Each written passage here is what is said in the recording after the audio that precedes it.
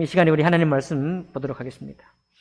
하나님 말씀은 마가복음 4장 되겠습니다. 마가복음 4장 1절부터 34절까지 말씀인데요. 오늘 교독은 1절부터 20절까지 교독하도록 하겠습니다. 1절부터 9절까지 그냥 교독하겠습니다. 비유 설명 구절을 약하고 비유 부분만 우리가 교독하겠습니다. 제가 먼저 읽습니다. 예수께서 다시 바닷가에서 가르치시니 큰 무리가 모여들거늘 예수께서 바다에 떠있는 배에 올라 앉으시고 온 무리는 바닷가 육지에 있더라. 예수께서 여러 가지를 비유로 가르치시니 그 가르치시는 중에 그들에게 이르시되 들으라. 씨를 뿌리는 자가 뿌리러 나가서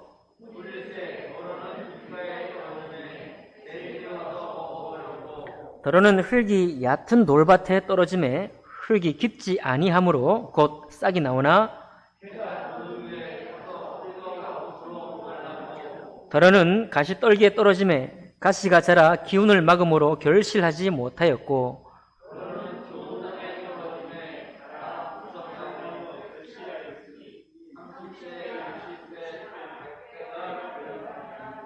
함께 읽습니다. 또 이르시되 들을 귀 있는 자는 들으라 하시니라. 아멘. 말씀과 예배를 위해 기도하겠습니다. 살아계신 하나님 아버지, 추운 날에도 저희들이 하나님 아버지 앞에 나왔습니다. 하나님 말씀을 청종하기 위해서 귀를 열고 예배에 참여하고 있습니다. 아버지 하나님, 주님의 말씀의 씨앗, 주님의 역사하시는 손길로 저희들을 인도해 주시고 하나님의 뜻한 바 우리의 믿음의 분량이 자랄 때까지 우리를 자랄 수 있도록 도와 주옵소서. 예배 시종을 주님께 의탁하며 귀하신 우리 주 예수 그리스도 이름으로 기도하옵나이다. 아멘. 오늘 이 4장 1절부터 34절까지 있는 말씀을 본문으로 해서 하나님 나라에서 자라는 씨앗이라는 제목으로 말씀 나누겠습니다. 지난주 3장 마지막 대목이 뭐였냐면 누가 내 어머니요, 누가 내 형제요, 누가 내 자매냐 했던 예수님의 질문을 우리가 들었습니다. 그 질문을 통해서 그 답이 혈육을 나눈 형제와 자매와 어머니와 자녀의 관계가 가족이 아니라 그것을 넘어서서 하나님의 뜻대로 하는 누구 형제든지, 하나님의 뜻대로 하는 어떤 자매든지, 하나님의 뜻대로 살고자 하는 어떤 어머니든지 어떤 아버님이든지 다 우리의 주님 안에 한 가족된 새로운 그런 가족이다 이렇게 말씀드렸습니다. 자, 그렇게 해서 주님이 이제 12제자를 불러서 제자를 불러 모으시고 그리고 그 혈육의 그런 정을 나누지 않은 서로 다른 제자들을 불러놓고 예수님의 가족은 바로 하나님의 뜻대로 하는 사람들의 모임이다 라고 주님이 선포하셨어요. 자, 그래서 오늘은 이 4장부터는 그렇다면 하나님의 뜻대로 하는 사람이 예수님의 가족인데 그 가족은 어떤 사람이냐, 어떻게 하는 것이 예수님의 가족이냐라는 것을 우리에게 주님이 보여주고 있습니다. 그 첫 번째 비유로 씨앗 비유를 들고 있는 것입니다. 씨앗 비유. 여러분과 제가 참 많이 잘 알고 있는 그런 비유죠. 2절 보니까 이에 예수께서 여러 가지를 비유로 가르치시니 그 가르치는 중에 그들에게 이르시되 라고 4가지 씨 떨어지는 그 밭의 비유를 하고 있습니다. 자, 들으라. 씨를 뿌리는 자가 뿌리러 나가서 뿌릴새 길가에 떨어짐에 새들이 와서 먹어버렸다. 이렇게 비유를 가르치고 10절부터 20절까지 이 비유를 풀어 설명하기를 길가에 떨어져 새가 와서 먹어버렸다는 말은 하나님의 예수님의 가족이 되기 위해서 와서 하나님 말씀을 받지만은 마귀가 순식간에 그 말씀을 기쁨으로 받지만 잠깐 있다가 그 말씀을 빼앗아가 버려요. 우리 마음에 예배당 문을 열고 나가면 하나님 말씀이 남아있지 않은 상태예요. 더 이상 하나님 말씀이 내 마음에 역사하지 못하는 상태예요. 그걸 바로 길가밭에 떨어진 씨앗과 같은 것이다 라고 했고, 더러는 흙이 얕은 돌밭에 떨어짐에 흙이 깊지 아니하므로 곧 싹이 나오나 해가 돋은 후에 타서 뿌리가 없음으로 말랐다 그랬어요. 길가는 아니고 이제 밭은 밭인데 돌이 많은 밭이에요. 자갈밭이죠. 자갈밭에 떨어진 이제 싹인데 이것은 자라진 하지만 그 뿌리가 깊지를 못해. 뿌리를 확실히 내리지 못해서 뜨거운 해가 비치게 되면 금방 말라버리는 거예요. 잎이 우리가 여러분 줄기 다 심어 보셨으니까 아시죠? 고구마 같은 경우도 물론 나중에 잘 자라지만 처음에는 시들시들 하잖아요. 이제 뿌리가 나와야 내려야 이제 다시 사는 것이 고구마 아닙니까? 싹이 나오지만 햇빛이 너무 강렬하게 쬐고 뿌리는 너무 얕아서, 그러니까 말씀이 깊이 뿌리를 내리지 못해서 박해나 고난이 왔을 때 포기해버리는 거예요. 고난이나 박해가 오면 포기해버리고 나는 그저 자연인으로 살래. 나는 내 어머니 집으로 가서 그냥 웬만한 사람이 살고 있던 삶으로 내가 돌아갈래 하고 멎어버리는 사람이다. 이렇게 말하고 있고요.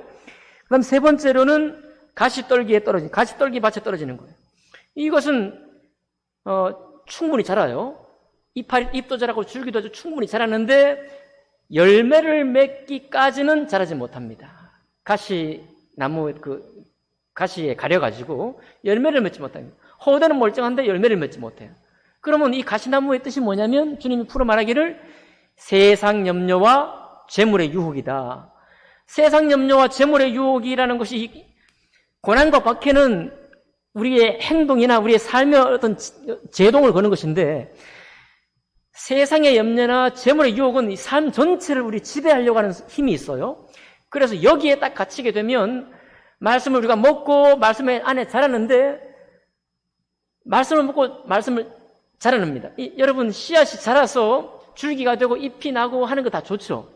그런데 결국은 뭐 때문에 자라는 거예요?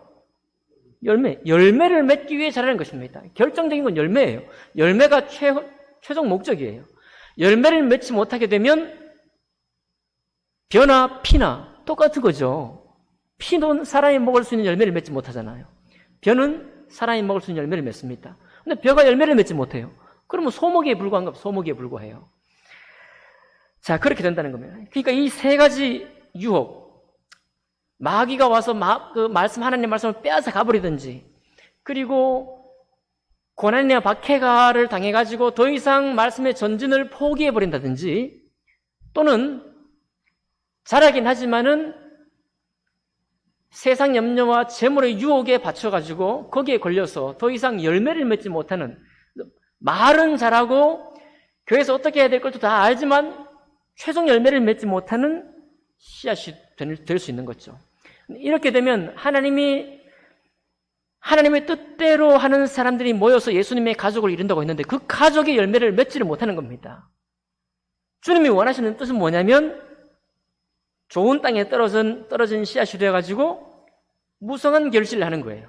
30배, 100, 60배, 100배의 열매를 맺는 것이 바로 하나님의 뜻을 이루는 사람입니다.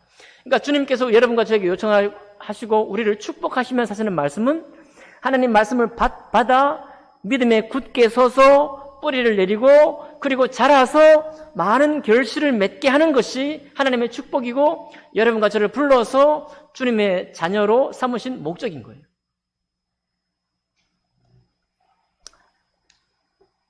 제가 씨앗이 자라는 영상을 보고 정말 대단히 놀랐습니다. 그 영상에는 우리 여기 이 말씀에 보면 우리 4장 우리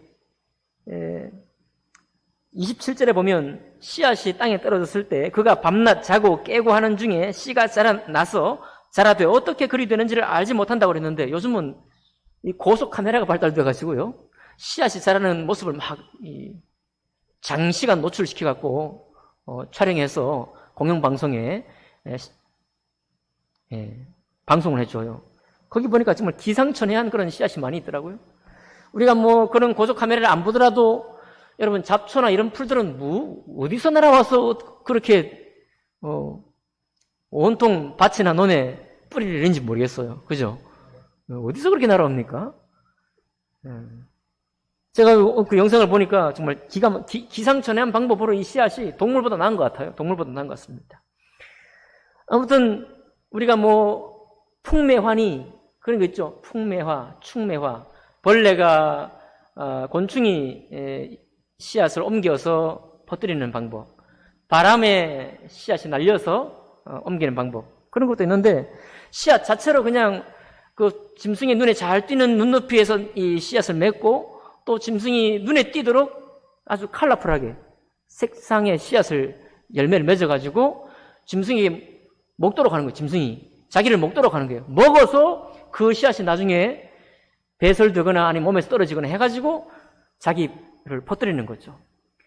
그러니까 짐승이 씨앗을 먹는 건지 씨앗이 짐승을 이용하는 건지 헷갈리는 정도의 그런 이 지혜를 이 식물의 씨앗이 쓰고 있더라고요. 그것뿐만 아니라 어떤 물봉선이라는 이 식물은요, 스스로 폭발하는 거예요. 이렇게 폭발. 이 씨방이라고 그러던가요? 그게 이제 이게 자라고 있다가 팍 폭발하는 거예요. 이 꽃말이 뭐냐면 날 건드리지 마요. 건드리면 폭발하는 겁니다. 폭발하는 힘으로 씨앗이 퍼지는 거예요. 자기가. 그런가 하면 또 이질풀이라는 이 씨는 기둥처럼 길어가지고 있는데 이 기둥처럼 길었던 이 씨방의 길이가 나중에 한참 씨앗이 자란 후에는 여러분 투석기 알죠? 투석기 돌 이렇게 해가지고 확 던지는 거 있잖아요. 그것처럼 자기 씨앗을 투석기 날리듯이 길었던 이게 휘어져갖고 탁 챙겨 날리는 거예요. 그걸로 자기를 번식하는 거예요. 이 씨앗이라는 게. 하여튼 국화지순이라는 이 씨앗은 자기가 그냥 스프링처럼 감아요, 몸을 감아가지고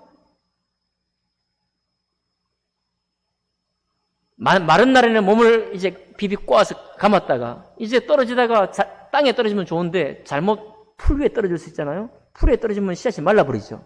근데 풀 위에 떨어져도 이 꼬았던 몸이 조금 풀리면서 땅으로 떨어져요. 그리고 꼬았던 몸을 가지고 수직으로 땅을 파서 땅속으로 자기가 스스로 심기는 거예요. 야, 그러니까 여러분 잡초가 왜 이렇게 날아와서 어떻게 심기느냐? 다 자기 살 길을 찾아간다는 거죠. 자기 살 길을 기상천외한 방법으로 자기를 그렇게 어떤 땅이든지 말이죠. 여러분 우리가 바위 틈에 막 자라는 그런 나무들 보면서 굉장히 좀 경이롭게 생각하지 않습니까? 바위 틈에 막 이렇게 크게 자라지 못하지만 제목처럼 자라지 못하지만 막 이렇게 꼬여갖고 키 작게 자라면서 어떻게 하든지 그 얼마 안 되는 그 흙 위에 자라잖아요. 참 하여튼 이 식물도 하나님이 창조하신 식물 씨앗도 엄청나게 지혜롭게 자기를 번식하는 걸 보게 됩니다. 자, 근데 여러분 오늘 하나님 말씀의 강조는 사실 씨앗도 강조하지만 사실은 오늘 여러분과 저에게 강조하는 말씀은 뭐예요? 우리의 씨앗된 말씀을 받는 우리의 마음이죠. 우리의 마음이 어떤 것인가를 강조하시는데 이게 무슨 하나님의 말씀의 씨앗이 능력이 없어서 우리 마음이 어디 좋아야 그 말씀이 열매를 맺는다. 그런 뜻이 아니더라고요. 보니까. 오늘 제가 그 영상을 다시 한번 보면서 이런 생각을 했습니다. 아, 씨앗도 자기가 스프링처럼 날아와서 땅에 꽂히기도 하는데 과연 하나님 말씀도 능력이 정말 많으셔서 여러분 씨앗이 자기가 스스로 땅에 꽂힐 때 땅에 박히는 것처럼 하나님 말씀도요 우리가 수많은 세상의 요청을 듣고 내 마음에 있는 소망의 목소리를 듣고 살지만 하나님 말씀이 갑자기 우리에게 심겨놓은 거예요. 하나님이 아브라함을 찾아오실 때 수많은 사람이 아브라함을 찾아왔겠죠. 당시에 친구도 찾아오고 동네 이웃 부족장들도 찾아와서 말을 했을 것입니다. 그런데 하나님이 아브라함을 찾아와 불렀어요. 이게 뭐냐면 하나님의 말씀의 씨앗으로 아브라함 마음에 심겨오는 거예요. 아브라함 마음이 어떠했든지 상관없이 하나님 말씀의 씨앗이 그 마음에 떨어지는 거예요. 여러분 야곱하고 요셉은 어떻게 하나님이 그 말씀의 씨앗을 심으셨습니까? 꿈으로 심으셨어요. 꿈으로. 야곱이 돌베개 위에서 환상을 보여주면서 사닥다리로 오르락내리락 하는 하나님의 천사를 보게 했던 그게 바로 야곱이 본 이상이에요. 요셉은 17살 때 꿈을 꿨죠. 그 꿈이 뭡니까? 하나님의 씨앗인 거예요. 그러니까 요셉이든 야곱이든 또 모세를 찾아오실 때 주님이 가시떨기 나무에서 미디안 광야에서 40년 동안 방랑하던 목축하던 모세에게 40년 동안 아무런 일을 하지 않으시다가 80세 되었을 때 가시나무 떨기에 불꽃으로 찾아오셨잖아요. 그죠? 그게 바로 뭐냐면 우리에게 은혜로 하나님이 당신의 말씀의 씨앗을 심기는 거예요. 주님의 주권으로. 여러분과 저도 이 땅에 태어나서 우리 부모님의 자녀로 어떤 지역에 사는 사람으로 태어났는데, 그러다가 어느 순간 내가 뭐 하나님을 찾아 여행을 떠난 것도 아닌데 하나님의 그 말씀의 씨앗이 또 때로는 나의 죄를 깨닫게 하기도 하고, 때로는 교회 성도들을 만나게 하기도 하고, 그렇게 해서 하나님의 말씀을 듣게 되기도 하고, 숱한 말씀을 많이 들어서도 내 귀에 못이 박힌 것처럼 아무것도 들리지 않더니 어느 날 갑자기 어떤 말씀이 우리 마음에 심기잖아요. 그죠? 그러니까 하나님의 말씀의 씨앗은 반드시 역사하는 힘이 있어요. 우리가 뭐 듣고 싶지 않더라도, 우리가 전혀 하나님을 소원한 적이 없었을 때라도 하나님께서 우리를 부르시면 하나님 말씀의 씨앗을 우리의 마음에 심기우십니다. 이게 은혜죠. 이 은혜가 있어요. 그런데 하나님의 말씀의 씨앗이 그렇게 주권적으로 전적인 은혜로 우리에게 심기우긴 하지만, 그러나 그렇게 해서 예수님의 가족으로 시작된 우리는 이제는 어떻게 해야 되느냐? 이제는 우리에게 책임이 있는 거예요. 하나님은 우리가 가만히 있어도 말씀의 씨앗을 심기우시긴 하지만, 이제부터는 우리 마음에 이 말씀을 우리 마음에 받고 하나님의 뜻대로 살고자 하는 그 사모함으로 우리 마음밭이 옥토가 되도록 자꾸만 우리를 새롭게 하고 갈아엎는 그런 사람이 되어야 한다는 것입니다. 왜냐하면 우리 주님은 흙이 별로 없는 바위 위에 경이롭게 자라는 그런 나무로 우리를 부르지 않으셨어요. 오늘 4장 1절부터 34절까지 보시면 주님은 두 가지 뜻으로 우리를 불렀습니다. 첫 번째는 오늘 여기 나온 것처럼 30배, 60배, 100배의 결실을 맺는 나무가 되게 하기 위해서 우리에게 말씀의 씨앗을 뿌리셔요. 두 번째는 뭐냐면 이 세상의 가장 작은 씨앗이 뭐죠? 성경에서 말씀하는 겨자씨. 겨자씨 하나만한 작은 씨앗이 떨어지지만 이것이 자라서 어떻게? 뭐가 깃들어요? 새가 깃들일 만큼 다른 사람의 생명을 주고 안식처를 주고 생명의 통로가 될 만한, 수많은 사람이 깃들일 만한 그런 나무가 되게 하시는 뜻이 바로 우리 주님의 뜻이에요. 그러니까 뭐 잡초가 자라듯이 그냥 마냥 자라면 되느냐? 그게 아닙니다. 하나님은 우리를 정말 축복하기 원하는 거예요. 우리가 뭐 아무리 하나님 말씀의 씨앗을 받더라도 손오공처럼 우리가 분신술을 쓸 수는 없습니다. 우리는 말씀이 우리 마음속에 성숙되거나 성숙되지 않거나 결국은 한 사람으로 끝납니다. 우리는 한 사람의 생애로 끝나요. 그럼에도 불구하고 한 사람인 내 마음속에 하나님의 씨앗된 그 말씀이 떨어질 때 한 사람의 행동의 반경이 제한되어 있는데도 불구하고 우리에게 30배, 60배, 100배의 결실을 맺게 하실 뿐만 아니라 큰 나무로 자라서 어떻게 해요? 많은 사람이 깃들일 만한 그런 나무가 되게 하는 거예요. 이게 바로 하나님이 여러분과 저를 불러 예수님의 가족으로 삼으시는 주님의 뜻이에요. 그러니까 그런 씨앗, 그런 나무로 그런 결실을 맺게 하시는 것이 하나님의 뜻인 것입니다. 그게 오늘 이 비유의 전부네요. 오늘 34절까지 말씀이 전부예요. 자, 여러분, 이거 우리가 어떻게 하나님 말씀을 소중히 다루며 살아야 될까요? 아까 세 가지. 하나님 말씀의 씨앗, 그 씨앗된 그 말씀 자체만으로도 능력이 많지만은, 그러나 세 가지 위험이 있다고 그랬죠? 우리가 말씀을 받을 때 마귀가 그 말씀을 빼앗아 가버리도록 우리가 내버려 두진 말아야 한다는 게 첫 번째입니다. 그러죠? 기권을 받지만 잠깐 받은 후에 말씀이 사라져버리니까요. 말씀이 사라져버린 다음에 우리 마음에 남는 게 뭐겠습니까? 세상살이가 남는 거예요. 세상살이 살아가는 방식대로 세상 사는 것만 남아있게 되는 겁니다. 예수님의 가족으로 사는 게 아니라 그저 우리 식구의 가족으로 사는 것뿐이에요. 그게 뭐 나쁘다 이런 것보다도 하나님이 우리를 부르신 뜻과는 동떨어진 삶이 된다는 거죠. 두 번째는 뭡니까? 자라긴 자라되 뿌리를 깊이 박지 못해서 햇빛이 강렬하면 타버린다. 곧 뭐가? 신앙생활 하다가 핍박과 환난이 오면 그리로 안 가려고 하는 거죠. 참 재밌는 것이 여러분, 수많은 선교사가 전 세계 사역을 했죠. 우리나라에도 뭐 아펜젤로 선교사님 오셨고 또 누가 왔습니까? 응? 아펜젤로 또 뭐 연세대학을 세운 언더우드 있죠. 또 뭐 성경을 번역하기 위해서 뭐 왔던 사람도 있고 그 사람들 전부가 다 또 이국만리 피도 섞이지 않는 나라에 백성들을 세우기 위해서 선교사로 왔었잖아요. 그죠? 선교사로. 근데 여러분 선교사로 온다고 해서 다 거기 핍박이나 고난이 없는 게 아닙니다. 선교사도 종류가 다 여러 가지예요. 우리나라에 왔던 선교사들도 보면은 어떤 사람은 말씀으로 전도해야 된다. 구원하는 게 최고의 하나님의 명령이다. 그 사명 가지고 열심히 한 사람도 있는 반면에 우리나라가 지금 그렇게 할 때가 아니다. 우리 의료원도 세우고 병원도 세우고 영어도 가르치고 교육 사업을 통해서 점진적으로 접근해야 된다. 그렇게 한 사람도 있어요. 그러면 여러분 똑같이 하나님께 부름받은 선교사지만 어때요? 우리 교회들도 알지만 서로 별로 안 좋아합니다. 그거는 막 예수 복음으로 온전히 영혼을 구원해야 된다는 입장에서 보면 약간 변절자단 말이죠. 그건 너무 돌아가는 것이다. 이렇게 바라볼 수 있는 거예요. 그러니까 함께 주님 앞에 부름받은 선교사라도 방향이 달라요. 목표가 다릅니다. 서로를 약간 질투하기도 하고 시기하기도 해요. 그거 핍박 맞나요? 네. 이 나라 정부가 선교사업 자체를 막는 것도 핍박이지만 우리가 신앙생활 하면서 서로를 견제하고 서로를 이렇게 경원시하는 것도 핍박이에요. 그것도 피곤한 일입니다. 맞죠? 우리가 신앙생활 하면 그런 일이 자주 있잖아요. 근데 그런 것을 생각하다가 보면 이 세상 삶도 피곤한데 신앙생활도 결코 만만치 않은 피곤함이 있다는 거예요.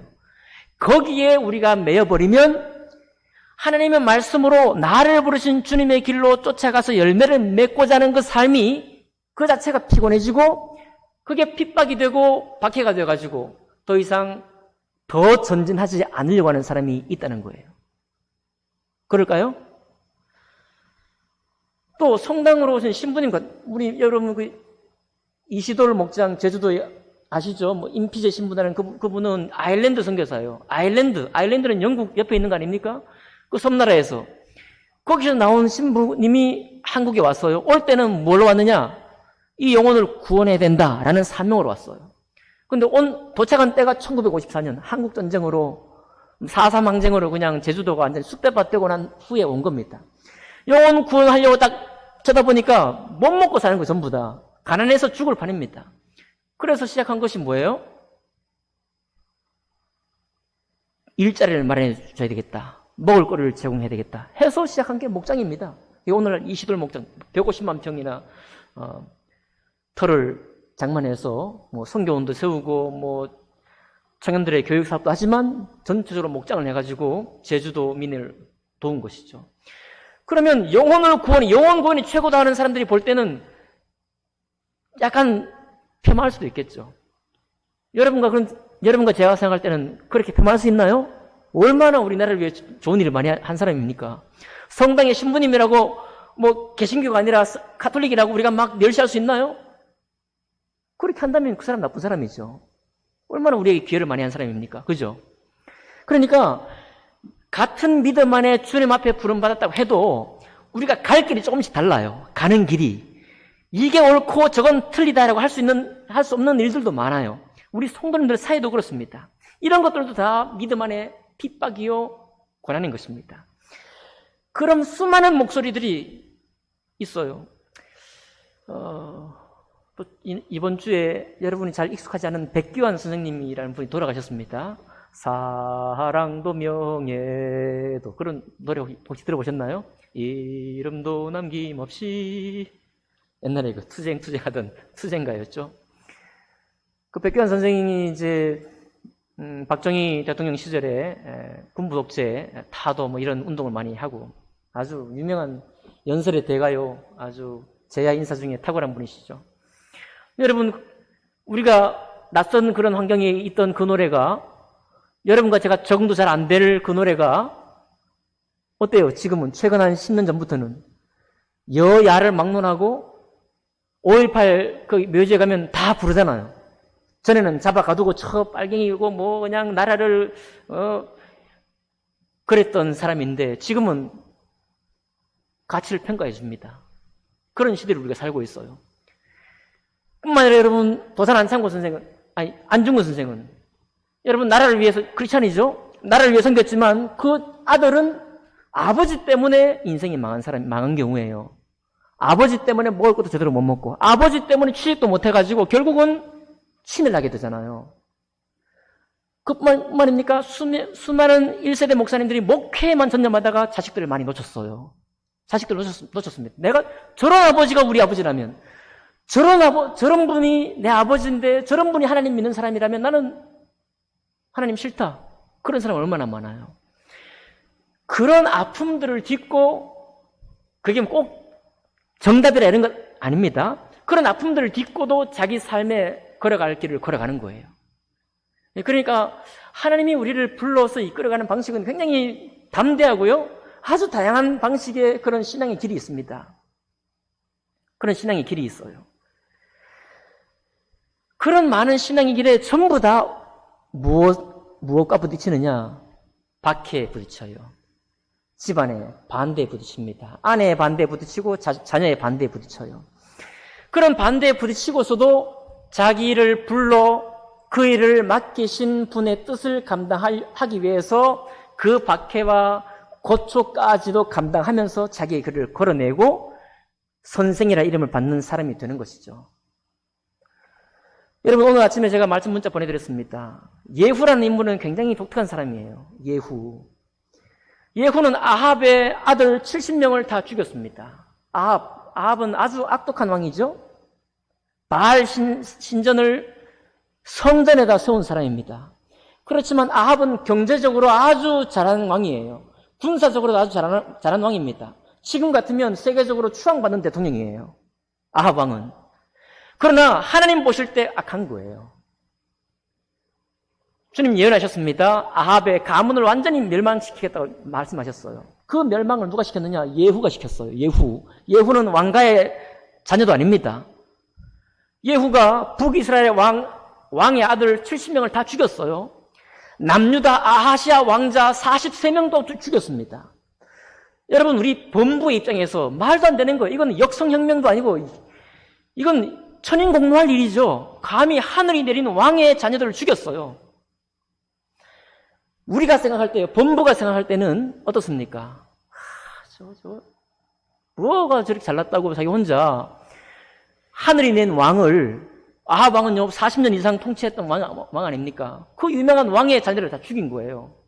그거 제대로 자기 정말 제명을 다 살고 끝낼까요? 걱정될 만큼이나 많은 피를 흘렸습니다. 그런데 놀라운 것은 하나님이 예후를 잘했다고 한 거예요. 예후가 하나님 앞에 정직하게 행했다라고 하나님이 칭찬하셨다는 사실입니다. 말이 되나요? 여러분, 그러니까 우리의 상식적인 입장에서의 신앙을 자꾸만 생각하다 보면 하나님이 정말 담대하게 부른 뜻을 우리가 생각을 못합니다. 우리가 그래서 상식적인 삶을 살면서 이게 신앙의 전부인 것처럼 살 때가 많아요. 그러나 우리 성경 하나님 말씀 속에서 하나님께서 불러 쓰신 사람들의 정말 얼마나 다양한 모습이 있는지, 얼마나 담대한 모습이 있는지, 얼마나 냉혹한 모습이 있는지요. 하나님의 뜻을 이루기 위해서 얼마나 냉철한지 모릅니다. 얼마나 냉혹한지 몰라요. 잔혹하니만큼 하나님의 말씀을 순종하기 위해서 산 사람들이 많습니다. 그러니 꼭 그렇게 살아야 됩니까? 여러분의 가족 중에 누군가가 야, 너는 왜 그렇게 살아? 수많은 목사님들이 그냥 목회 잘하고 살더라. 수많은 목사님들이 정말 교회 아름답게 세우고 교회 성도를 정말 잘 세워서 양육하고 교회 키우고 그렇게 해서 잘한다고 하더라. 너는 무슨 뿌리 나가지고 왜 그렇게 이것도 참여 저것도 상관하려고 하느냐? 보통 사람은 그렇게 생각해요. 그러나 하나님 말씀은 그렇지 않아요. 전 여러분 그런 삶이 전부 다고 말씀드리는 것도 아닙니다. 영화 미션이라는 데 보면 신부의 세 종류가 나와요. 첫 번째 신부는 사회 참여라든지 어떤 이 나라 정부의 부패함을 고치기 그건 관심 없어요. 오직 하나님의 말씀을 쫓아 자기의 영혼을 정말로 회개하고 자기 영혼이 정말 주님 앞에 바로 세워지기 위해서 헌신된 신부님입니다. 반면 한 사람은 열혈남아예요. 사회에서 살 때도 거칠게 살았지만 은혜를 받고 정말 회개하고 신부가 된 이후에도 불의를 보면 참지를 못하는 신부님. 거기 나와요. 그 두 신부가 다 하나님 뜻 안에 있는 겁니다. 우리는 어떤 한 방향의 어떤 신앙의 색깔을 지금 이루고 가고 있는지도 몰라요. 그러나 하나님이 지금 이 말씀을 주셨을 때 그냥 우리가 이해하기 쉬운 농사의 비유로 씨앗이 자라서 열매를 맺는 아주 목가적인 풍경만을 우리에게 그려주고 있는 게 아닙니다. 마지막 세 번째는 세상 염려와 재물의 유혹 때문에 우리가 결국에는 하나님의 말씀을 이루지 못할 것이다. 그러니까 이 말은 뭡니까? 하나님 말씀은 그 자체로 능력이 있는데 우리가 세상 염려에 갇히고 재물의 유혹에 갇히는 한은 이 말씀이 결실치 못하게 되니 하나님의 뜻대로 살 수가 없게 된다는 말이에요. 주님 우리를 축복하기 원합니다. 어떻게 축복하기 원하는 거예요?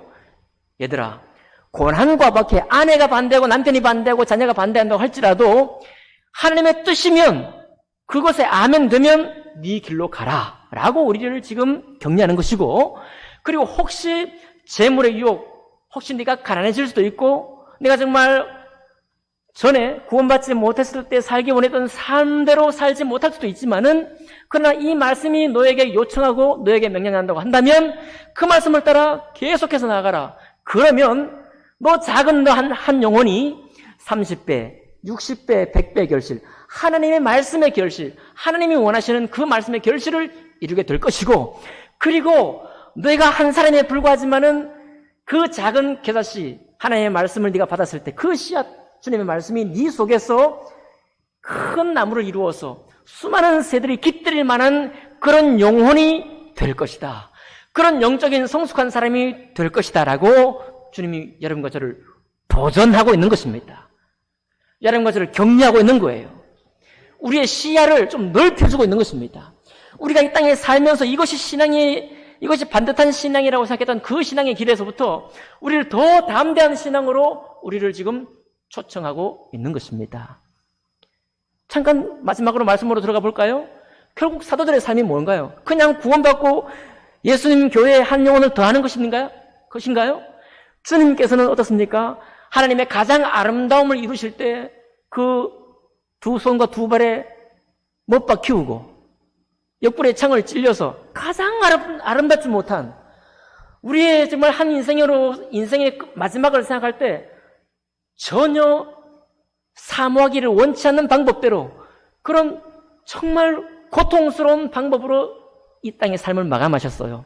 그런데 주님의 우리를 향해 보실 때 바로 주님의 그 모습이야말로 아마도 주님의 뜻을 이루기 위해서 살았던 가장 아름다운 삶이라고 말씀하실 것 같아요. 그런 생각이 드십니까? 하나님이 생각하시는 아름다움은 그런 삶이라고 말씀하실 것 같아요. 왜냐하면 여러분, 별반 역사에 이름을 남기지 못한 정치인도 벌써 우리에게서 지탄받잖아요. 정치는 헛된 꿈에 불과한 거예요. 어떻게 보면 헛된 꿈을 쫓아서 정말 실속 있는 삶을 살지 못하고 바람에 떠다니는 사람들처럼 보입니다. 그러니까 대단한 뜻을 가지고 정치하지 않아도 그 사람은 그냥 살아가면서 비방을 받고 있는 거예요. 그런데 이 세상에 수많은 사람들 중에 많은 사람들이 자기 소명과 하나님 부르신 거 말고 자기 소명과 자기 확신 따라서 그런 어려움을 딛고 살아가는 사람들이 많은 거예요. 하물며 하나님의 말씀이겠느냐라는 겁니다. 주님 말씀에 수많은 선지자들이 있습니다. 예레미야와 하나냐가 대결했어요. 지난번에 주일날 말씀드렸죠. 아모스와 아마샤가 대결했습니다. 수많은 대결 구도가 있어요. 도리어 감옥에 갇히고 수많은 아픔을 겪었습니다. 왕이 반대하는 건 신앙이 아니라고요? 아니죠. 역대하에는 열왕기 상하에는 하나님의 뜻을 거스르는 왕이면 아무리 경제를 잘해도 아무리 군사력이 좋아도 백성들에게 아무리 신망을 얻어도 주님이 아니라시면 아닌 거예요. 그를 향해 선지자는 자기 목을 내놓고 선포했어야 됩니다. 엘리야는 아합에게 가서 3년 반 동안 비가 오지 않을 것이다 선포했어야 돼요. 그 말이 떨어지겠습니까? 말씀 정리하겠습니다. 여러분, 하나님 말씀은 그 자체로 능력이 있습니다. 그래서 우리를 축복하시는 주님이 씨앗이 자기의 번식을 위해서 정말로 지혜롭게 땅에 박히는 것처럼 하나님은 때때로 우리를 찾아오시고 꿈으로 만나주시고 하나님 말씀으로 우리를 부르셔서 우리 속에 하나님의 뜻대로 살도록 이룰 수 있도록 초청하십니다. 그리고 그 초청받은 우리가 이 말씀의 뜻을 어떻게 이루느냐? 30배, 60배, 100배 결실을 하는 나무로 우리를 축복하기 원하셨고, 또 두 번째 뭐라고요? 나는 한 사람의 인생일 뿐이지만 내가 하나님 말씀의 통로요, 생명의 통로가 되어서 많은 영혼들이 깃들일 만한, 쉴 만한 나무, 생명을 생명으로 전하는 그런 사람, 많은 사람을 아름다운 곳으로 인도하는 그런 사람이 되게 하시기를 주님은 원하셨습니다. 바로 그것이 바로 하나님의 뜻대로 사는 예수님의 가족이에요. 여러분, 우리 눈을 들어서 이 씨앗 비유는 결단코 아름다운 농사 비유가 아니구나. 단지 이것은 목가적인 감자 키우고 고구마 키우는 그런 목가적인 장면이 아니구나. 정말로 투쟁이 있는 삶이구나. 하나님 말씀을 따라서 정말로 이 거룩한 말씀을 이루게 하시는 그런 순종의 그런 말씀이구나. 그렇게 한번 받아보시면서 우리의 혹 주목하지 못한 부분이 있다고 한다면 하나님 말씀을 통해서 좀 더 담대한 그런 신앙을 꿈꿔보는 여러분과 제가 되기를 주님 이름으로 축복합니다. 기도하겠습니다.